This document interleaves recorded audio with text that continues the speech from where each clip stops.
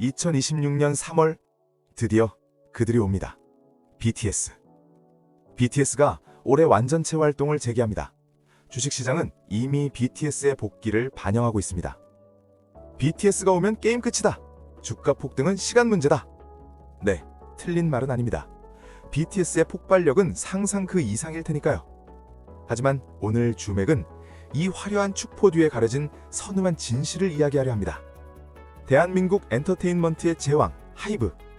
겉보기엔 난공불락의 요새 같지만 사실은 BTS라는 기둥 딱 하나로 위태롭게 버티고 있는 모래성이라면 믿으시겠습니까?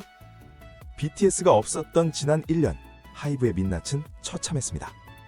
오늘 이 영상이 끝나면 여러분은 하이브를 보는 눈이 완전히 달라지실 겁니다. 들려주는 사업보고서. 주식시장의 맥을 짚는다. 주맥입니다. 감정을 빼고 오직 숫자로만 검증해보겠습니다. 왜 시장이 하이브라는 회사가 아니라 BTS에만 목을 매는지 계산기를 두들겨봤습니다. 지난 2025년 하이브의 성적표 기억하십니까? 세븐틴, 투모로우 바이 투게더, 엔하이픈, 르세라핌. 이름만 대면 아는 쟁쟁한 후배 가수들이 총출동했습니다. 1년 내내 앨범 내고 투어 돌고 굿즈 팔아서 뼈 빠지게 벌어온 회사의 영업이익.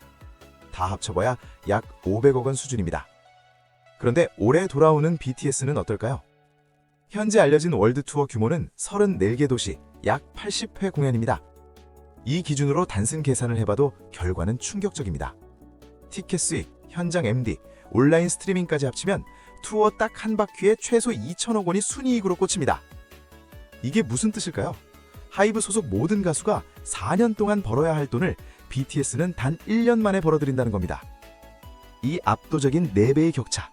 이것이 하이브의 가장 강력한 무기이자 동시에 BTS 없이는 자생 불가능하다는 치명적인 약점의 증거입니다. 자, 여기서 정말 재미있는 계산을 하나 더 해보겠습니다. 이게 오늘 영상의 핵심입니다. 만약 하이브에서 BTS를 뺀다면 이 회사의 적정 몸값은 얼마일까요? 경쟁사들을 봅시다. JYP와 SM. 이 회사들은 연간 영업이익 1,000억 원 이상을 벌어들이고 시장에서 시가총액 약 2조 원 정도의 대우를 받습니다. 그럼 하이브는요? 아까 말씀드렸죠? BTS 떼고 나면 나머지 가수들이 번 돈은 겨우 500억입니다. 경쟁사들 기준으로 계산하면 하이브의 적정 시가총액은 얼마일까요? 잘 쳐줘봐야 1조 원, 플랫폼 가치를 0원까지 끌어모아도 2조 원이 상식입니다. 그런데 지금 하이브의 시가총액 얼마입니까? 시장은 하이브를 16조 원 가치로 평가하고 있습니다. 상식적인 가치는 2조 원인데 가격표는 16조 원이 붙어있다. 나머지 14조 원. 이 어마어마한 숫자가 오로지 BTS라는 이름값 하나에 걸린 프리미엄, 냉정하게 말해 거품이라는 뜻입니다. BTS가 영원할 수 없다면 이 14조 원의 거품도 언젠가는 터질 수밖에 없습니다. 물론 하이브도 이걸 알고 있었습니다. 그래서 지난 5년 동안 완벽한 수직 계열화 시스템을 만들었죠. 첫째, 멀티레이블. 여러 독립적인 레이블이 서로 다른 색깔의 아티스트를 키워내고, 둘째, 솔루션.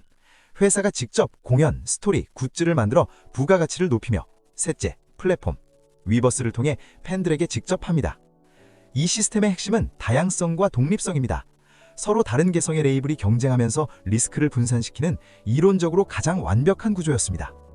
하지만 2025년, 이 완벽한 설계도는 운영의 미숙함 때문에 무너졌습니다. 시스템은 다양성을 위해 만들어졌는데 경영진은 획일화를 강요했기 때문입니다. 우리는 뉴진스 사태를 통해 그 참상을 목격했습니다. 뉴진스가 누구입니까? 하이브의 멀티레이블 시스템이 낳은 가장 독보적인 스타일이자 성공의 상징이었습니다. 하지만 경영진은 이 소중한 자산을 지키기보다 오너의 자존심을 세우느라 망가뜨리는 길을 택했습니다. 가장 빛나는 성공 사례를 스스로 지워버린 겁니다. 돈 쓰는 밥도 문제입니다. 본업인 엔터테인먼트의 내실을 다지기보다 게임 사업에 수천억을 쏟아부었지만 돌아온 건 막대한 적자뿐입니다. 좋은 시스템을 가지고도 운영 능력이 부족해서 효율이 나지 않는 상황. 이것이 바로 하이브가 빛 좋은 개살구가 된 이유입니다. 여기에 투자자들이 가장 싫어하는 악재가 겹칩니다. 바로 오너 리스크. 경영은 신뢰입니다. 하지만 하이브는 주주들에게 신뢰를 잃었습니다. SM 엔터테인먼트 인수전에 무리하게 뛰어들었다가 별다른 실익 없이 결국은 빈손으로 철수한 사건. 그리고 방시혁 의장을 둘러싼 IPO 관련 사기 혐의와 주가 조작 이슈들. 시장은 묻고 있습니다. BTS가 2천억을 벌어오면 뭐하나? 오너가 오판으로 그 돈을 다 까먹을 수도 있는데. 이 예측 불가능한 불확실성. 이것이 해소되지 않는 한 하이브의 미래는 언제 터질지 모르는 시한폭탄과도 같을 것입니다. 결론입니다. BTS의 기환, 분명 하이브에게 한 축복입니다. 당장 올해 재무제표의 숫자는 화려하게 바뀔 겁니다. 하지만 냉정하게 직시하십시오. 이건 하이브라는 기업의 체력이 좋아진 게 아닙니다. 멈춰버린 심정에 BTS라는 강력한 산소호흡기를 다시 붙인 것에 불과합니다. 잘 만든 시스템을 운영할 수 있는 능력, 그리고 예술기업의 본질인 다양성을 포용할 수 있는 능력, 이 능력이 갖춰지지 않고 슈퍼스타 한 킴에만 기대는 현재의 구조가 바뀌지 않는 한 하이브의 장기적인 지속성은 결국 우하향할 수밖에 없습니다. 화려한 조명 뒤에 가려진 짙은 그림자. 지금은 환호할 때가 아니라 냉철하게 감시할 때입니다. 최근 몇 년간 대한민국 주식시장에서 SM만큼 시끄러웠던 기업이 또 있을까요? 경영권을 둘러싼 진흙탕 싸움, 30년간 제국을 이끌던 이수만 체제의 종식, 그리고 카카오의 등장까지. 기업의 간판이 흔들리는 그야말로 혼돈의 시간이었습니다. 그런데 참 아이러니합니다. 모두가 회사의 위기를 걱정하던 그 순간 SM은 보란듯이 창사 이래 최대 실적이라는 성적표를 내밀었습니다. 주인은 바뀌고 선장은 떠났는데 어떻게 배는 더 빨리 달릴 수 있었을까요? 지배구조의 노이즈가 가득했던 지난 2년, 그 소란스러움 뒤에서 조용히 하지만 치밀하게 준비된 숫자의 반란. 오늘 주맥에서는 이수만이 떠난 SM이 어떻게 시스템으로 스스로를 증명해냈는지, 그 놀라운 실적의 비밀과 남겨진 숙제를 냉정하게 파헤쳐봅니다. 들려주는 사업보고서, 주맥입니다. 먼저 실적 분석입니다. 숫자의 겉모습이 아닌 속사정을 봐야 합니다. SM은 지난해 연결 기준 매출 1조 원을 돌파했고 3분기 영업이익은 전년 동기 대비 무려 261.6% 폭등했습니다. 여기서 가장 중요한 건 단순한 양적 성장이 아닙니다. 돈을 버는 방식, 즉 비즈니스 모델이 완전히 바뀌었다는 점입니다. 과거의 엔터사는 앨범을 많이 팔아야 돈을 벌었습니다. 하지만 이건 제조 원가와 유통비가 많이 드는 저마진 구조입니다. 이번 실적 폭등의 진짜 원인은 제조업에서 서비스업으로의 체질 개선에 있습니다. 그 핵심에는 두 가지 현금 채굴기가 있습니다. 바로 공연과 DOU입니다. 먼저 공연입니다. 과거에는 가수가 가서 노래하고 받는 출연료가 다였지만 지금의 월드투어는 규모의 경제가 작동합니다. 티켓 수익은 기본이고 더 무서운 건 현장에서 받는 MD, 즉 굿즈 매출입니다. 100만 명의 관객이 줄을 서서 고마진 상품인 응원봉과 티셔츠를 사갑니다.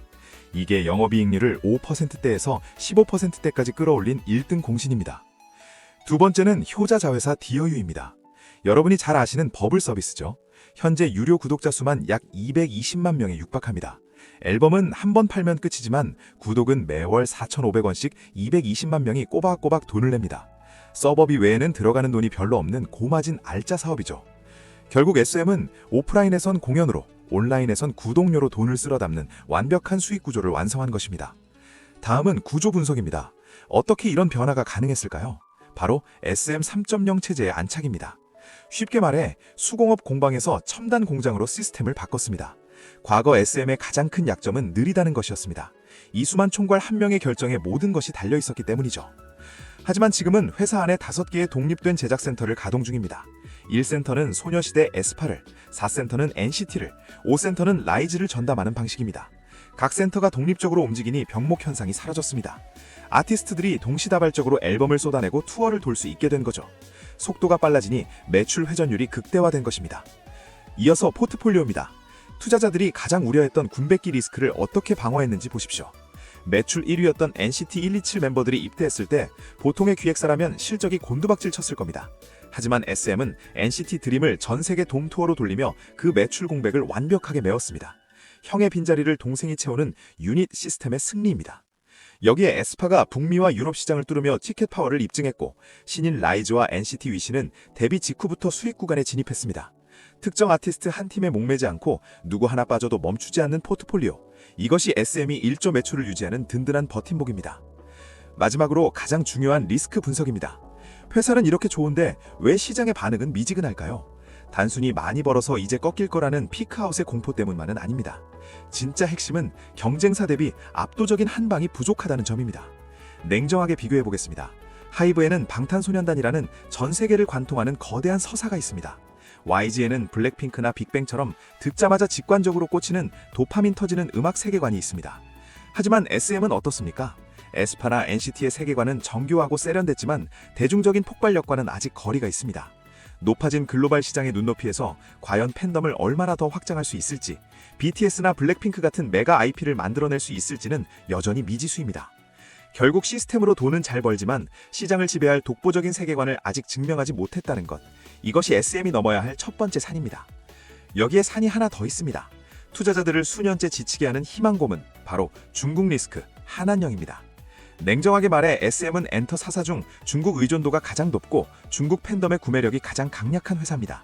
2대 주주가 중국의 텐센트라는 점이 이를 증명하죠. 시장은 매년 한중 관계 훈풍, 비자 면제 같은 소식이 들릴 때마다 이번엔 진짜 열린다고 기대했습니다. 하지만 결과는 어땠습니까? 벌써 수년째 열리지 않고 있습니다. 물론 중국 문이 열리면 SM의 실적은 천장을 뚫을 겁니다. 하지만 그 시점이 언제일지 아무도 모른다는 이 거대한 불확실성, 이것이 실적 좋은 SM을 짓누르고 있는 마지막 유리천장입니다. 정리하겠습니다. 2026년에 SM은 증명의 시간을 보내고 있습니다. 제조업에서 서비스업으로 체질 개선에 성공했고, 멀티 제작 센터로 시스템을 완성했고, 완벽한 신구 조화로 군백기를 지웠습니다. 지금의 주가 부진은 펀더멘털의 문제가 아니라 성장의 지속성을 확인하고 싶은 시장의 관망세, 그리고 경쟁사들을 압도할 강력한 IP를 기다리는 갈증 때문입니다. 숫자는 거짓말을 하지 않습니다. 이 시스템 위에서 폭발적인 IP가 탄생한다면 지금의 저평가는 분명한 기회가 될 것입니다. 대형 엔터사의 가치를 평가할 때 가장 중요한 것은 매출의 절대적인 규모가 아니라 영업이익률입니다. 외형적인 덩치, 즉 총매출 규모는 SM 엔터테인먼트가 JYP보다 큽니다. 하지만 최종적으로 손해지는 영업이익의 규모를 보면 두 회사의 격차는 크게 줄어듭니다. 이는 JYP의 영업이익률이 타사 대비 구조적으로 높기 때문입니다. 이유는 보고서에 명시된 JYP의 고집스러운 자체 제작 시스템에 있습니다. 화려한 세계관을 위해 막대한 외주 제작비를 지출하는 대신 기획부터 제작까지 내부에서 통제하며 초기 원가를 극도로 낮췄습니다. 2025년 3분기 기준 JYP의 유동자산은 무려 5,047억 원에 달합니다. 부채 비율 30%의 이 막강한 현금을 바탕으로 JYP는 어떤 파이프라인을 가동하고 있을까요? 오늘 주맥에서는 JYP를 지탱하는 4대 현금 창출원과 그 이면의 리스크를 숫자로 분석해보겠습니다. 들려주는 사업보고서, 주맥입니다. 첫 번째 파이프라인은 JYP의 기본 체급을 담당하는 스트레이키즈입니다. 길거리에서 노래가 들리지 않는다고 대중성을 의심할 필요는 없습니다. 이들은 음원 스트리밍 수익이 아닌 장당 수만 원에 달하는 실물 앨범 차트인 빌보드 200에서 1위를 기록했습니다. 글로벌 코어 팬덤의 막강한 구매력이 JYP 실적의 하방을 단단하게 지지하는 상수 역할을 합니다. 해외에 스키즈가 있다면 국내 현금 창출은 데이식스가 주도합니다. 고척돔을 전석 매진시키는 압도적 티켓 파워를 보유한 데이식스는 밴드 특성상 백업 댄서가 화려한 무대 세팅비가 적게 듭니다. 현재 아시아 전역으로 투어를 확장 중인 이들은 JYP 포트폴리오 내에서 가장 초고 마진을 남기는 핵심 수익원입니다. 세 번째는 이익 극대화 구간에 진입한 트와이스입니다. 넷플릭스 애니메이션 K-POP 디먼 헌터스 OST를 통해 글로벌 대중성을 다시 한번 폭발시킨 이들은 막대한 초기 마케팅비가 들어가는 신곡 컴백 대신 돔과 스타디움 투어에 집중하고 있습니다. 이미 상각이 완료된 고연차 IP의 대규모 투어는 JYP의 영업이익으로 직결됩니다. 이 선배들의 뒤를 잇는 2026년 실적 턴어라운드의 핵심 열쇠는 엔믹스입니다. 데뷔 초기의 비용 투입 구간을 지나 2025년 말부터 시작된 글로벌 투어를 통해 본격적인 모객 지표를 증명하고 있습니다. 이들의 투어 성과가 내년도 JYP 성장률의 절대적인 기준점이 될 것입니다. 이 탄탄한 라인업을 기반으로 JYP는 가장 불확실성이 큰 모험에 막대한 현금을 투입하고 있습니다. 바로 니주, 넥스트지 등으로 대표되는 현지화 전략입니다. 보고서의 위험 요인의 중국 규제 및 법률 변경 리스크가 명시되어 있을 만큼 K-팝의 시스템만 이식하는 이 전략은 지정학적 변수에 취약합니다. 하지만 안착에 성공할 경우 아티스트 수출 시 발생하는 체류비나 항공료 등의 물리적 비용이 완전히 사라집니다. 위험도가 높은 만큼 성공 시 기존 K-팝 비즈니스에서는 불가능했던 한 차원 높은 이익률을 영구적으로 확보할 수 있는 구조입니다. 최근 박진영 프로듀서는 지속가능 성장기업 1위 선정과 더불어 대중문화교류위원회 공동위원장이라는 대외적 타이틀까지 얻으며 국가적 문화설계자로 조명받고 있습니다. 이 행보가 글로벌 현지화에 유리하게 작용할지 아니면 예민한 해외 시장에서 정치적 리스크로 번질지는 냉정하게 따져봐야 합니다. 결론적으로 JYP는 가장 깨끗한 재무제표를 바탕으로 고연차 그룹의 마진과 신규 현지화 그룹의 성장을 동시에 꾀하는 펀더멘털 회복 단계에 있습니다. 한때 대한민국 엔터테인먼트 산업의 트렌드를 쥐고 흔들던 절대 강자 YG 엔터테인먼트의 현재 주소는 매우 냉혹합니다. JYP와 하이브가 멀티레이블 체제와 철저한 리스크 관리로 다품종 생산을 이어갈 때 YG는 극단적인 소품종 대량 생산의 부작용을 온몸으로 맞고 있습니다. 오늘 쭈맥에서는 YG 엔터테인먼트가 왜 지금 투자자들에게 외면받는 디스카운트 구간에 진입했는지, 그리고 이들이 사활을 걸고 있는 마지막 돌파구는 무엇인지 철저하게 해부해 보겠습니다. 들려주는 사업 보고서, 주맥입니다. YG 리스크의 핵심은 파이프라인의 붕괴입니다. 과거 YG의 전성기를 이끌었던 빅뱅과 2NE1은 이미 회사의 공식적인 매니지먼트 통제를 떠났습니다. 가장 뼈아픈 것은 현재 유일한 메가 캐시카우인 블랙핑크의 재계약 형태입니다. 4명의 멤버 전원이 팀 활동만 YG와 함께하고 개인 활동은 각자의 1인 기획사 등으로 독립하는 반쪽짜리 재계약을 맺었습니다. 과거 YG의 알짜배기 수익원이었던 멤버들의 개인 솔로 앨범, 글로벌 앰버사더 광고 수익, 예능 출연료가 회사 재무제표에서 완전히 증발해버린 것입니다. 여기에 더해 대중성과 음원 수익을 든든하게 받쳐주던 악뮤마저 2026년을 기점으로 독립했습니다.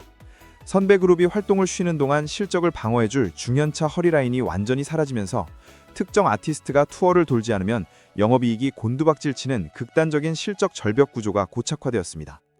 단순히 아티스트만 나간 것이 아닙니다. 투자자들이 가장 우려하는 것은 YG 고유의 세계관 붕괴입니다.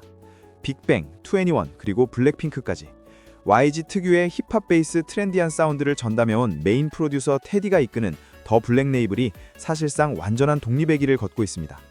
YG의 더 블랙 레이블 지분율은 14%대까지 축소된 단순 관계기업으로 전락했고, 테디는 박보검, 전소미를 영입하고 자체 올데이 프로젝트까지 성공적으로 론칭했습니다. 핵심 프로듀서의 외부 유출은 곧 기획사 자체의 음악적 경쟁력 하락을 의미합니다. 주식시장은 이제 YG가 테디 없이도 과거와 같은 글로벌 메가 히트곡을 자체 생산할 수 있는가라는 근본적인 의구심을 던지고 있습니다. 엔터테인먼트 기업에게 대중의 평판은 가장 큰 무형자산입니다. 하지만 과거 주요 아티스트들의 구설수와 양현석 총괄 프로듀서의 장기화된 사법 리스크는 기업 이미지에 치명적인 타격을 입혔습니다. 회사 공시보고서에도 소속 아티스트와 회사의 평판 하락은 수익에 부정적 영향을 미칠 수 있다고 명시되어 있을 정도입니다. 물론 재무상태표만 보면 유동자산이 풍부하고 부채 비율이 30%대 수준으로 당장의 부도 위험은 없습니다. 블랙핑크가 투어를 돌 때 찍히는 현금 창출력도 무시할 수 없습니다. 하지만 실추된 도덕성과 투명성 부족이라는 꼬리표는 외국인과 기관 투자자들이 YG에 높은 밸류에이션을 부여하지 못하게 만드는 촉쇄가 되고 있습니다. 이처럼 텅 빈 파이프라인과 훼손된 이미지를 떠안은 YG의 유일한 구원투수는 신인 걸그룹 베이비몬스터입니다. 보통의 기획사라는 선배들이 벌어온 돈으로 신인을 여유롭게 키우겠지만 현재 YG의 상황은 다릅니다. 악뮤마저 떠난 빈자리, 블랙핑크의 공백기를 신인인 베이비몬스터가 홀로 메워야 합니다. 다행히 이들은 글로벌 유튜브 구독자와 음반 판매량에서 가파른 상승세를 보이며 실적을 방어하고 있습니다. 사실상 베이비몬스터의 글로벌 투어 흥행 여부에 향후 2-3년간 YG 엔터테인먼트 전체의 성장성과 주가 향방이 100% 달려있다고 해도 과언이 아닙니다. 결론입니다. YG 엔터테인먼트는 과거에 영광을 이끌었던 핵심 IP와 메인 프로듀서를 잃고 심각한 파이프라인 훼손과 이미지 추락이라는 혹독한 대가를 치르고 있습니다. 블랙핑크의 완전체 투어 재개라는 강력한 단기 모멘텀이 남아있지만 장기적인 투자 관점에서는 회사가 과거의 구시대적 시스템을 버리고 신인들의 성공을 통해 완전히 새로운 신뢰를 구축할 수 있을지 냉철하게 지켜봐야 할 때입니다. 위기와 기회의 한가운데선 YG 엔터테인먼트, 여러분의 판단은 어떠십니까? 주식시장의 맥을 짚는다. 주맥입니다. 내용이 유익했다면 구독과 좋아요 눌러주세요.